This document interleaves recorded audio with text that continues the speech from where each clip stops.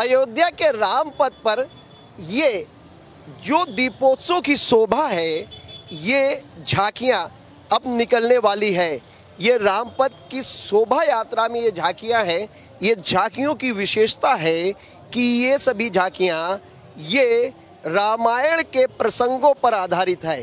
पहली झांकी जो है वो बाल्यकांड की। आप देखिए कि भगवान राम को पुत्र रूप में प्राप्त करने के लिए जब मख भूमि मखोड़ा में यज्ञ किया गया था तो अग्नि देवता ने ये जो खीर है वो दिया था, और ये प्रदर्शित कर रहा है बालक के रूप में प्रभु राम को प्राप्त करने के लिए। दूसरी झांकी आप देख सकते हैं कि जो नाव है, नाव पर भगवान राम माँ सीता के साथ विराजमान हैं और वो वन की ओर जा रहे हैं। जो नदी है उसको पार करने के लिए ये प्रसंग केवट से संबंधित है। ये प्रसंग अपने में बहुत ही अद्भुत है, ये देखने को मिल रहा है।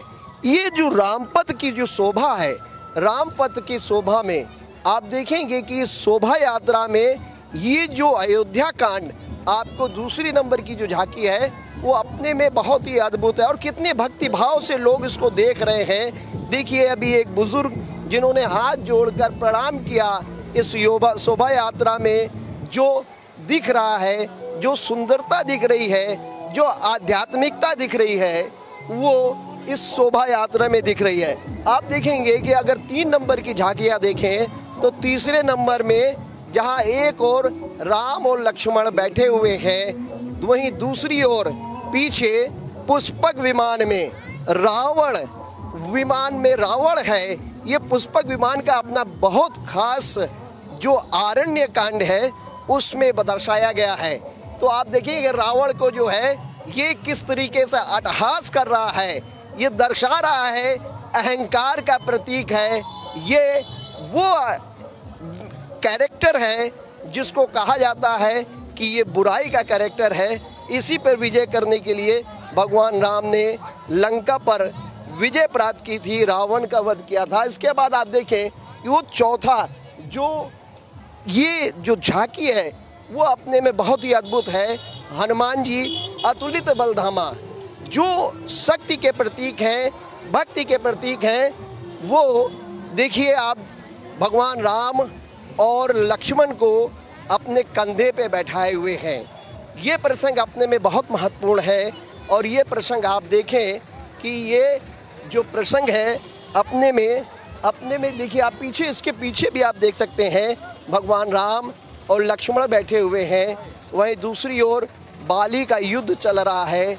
ये जो प्रसंग है ये किष्किंधा कांड का प्रसंग है।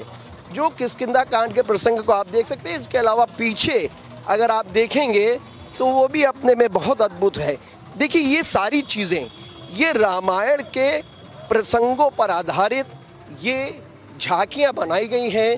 ये रामपथ पर शोभा दे रही हैं, शोभा यात्रा में ये झांकियाँ शोभा दे रही हैं। और आप देख सकते हैं कि किस तरीके से ये जो उत्साह है दीपोत्सव का, भगवान राम लंका विजय उपरांत बुराई पर विजय के बाद यहाँ अयोध्या जब वापस आए तो अयोध्या के नगरवासियों ने भगवान राम के स्वागत में दीपोत्सव का आयोजन किया। और आप देखेंगे ये जो 5वें नंबर की झांकी है वो अपने में बहुत ही अद्भुत है। जो सुरसा का जो बताया जाता है, हनुमान जी उसके मुख के अंदर गए, फिर वहाँ से बाहर निकले।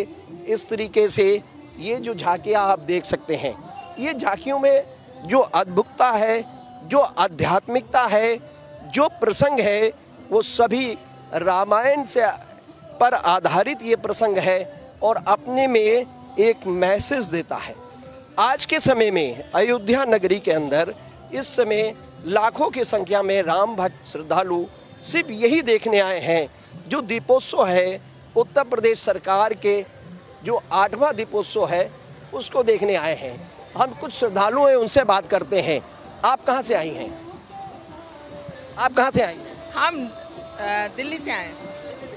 तो क्या शोभा यात्रा को देखने आई हैं? नहीं, बनाने आई हूँ। अच्छा, आप आर्टिस्ट हैं यहाँ पर? ये कौन सा प्रसंग है? लिखा इसमें होगा ये अपना राम जी का प्रसंग है, सुंदरकांड का प्रसंग है सब। सुंदरकांड का प्रसंग है और उसमें जो है वो दिखाया जा रहा है, मूवमेंट है सारी झांकियों में। तो अभी जरा ये सही टाइम नहीं है। तो ये जो प्रसंग आप देख सकते हैं कि ये सुंदरकांड का ये प्रसंग है, जहाँ एक और रावण अपने जो आसुरी शक्ति है उसके साथ यहाँ पर सिंहासन पर विराजमान है।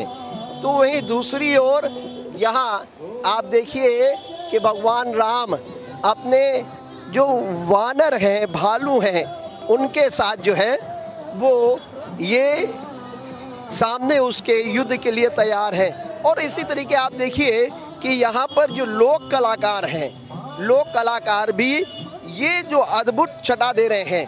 आप कहाँ से आए हो? हम राजस्थान। आप राजस्थान से आए हो? तो ये कौन सी विधि है, कौन सा नृत्य है ये? इधर जाइए। कौन सा नृत्य है ये? चक्री लोक नृत्य है। एक बार दिखाइए हमारे जो दर्शक हैं, हमारे दर्शकों को ये दिखाइए।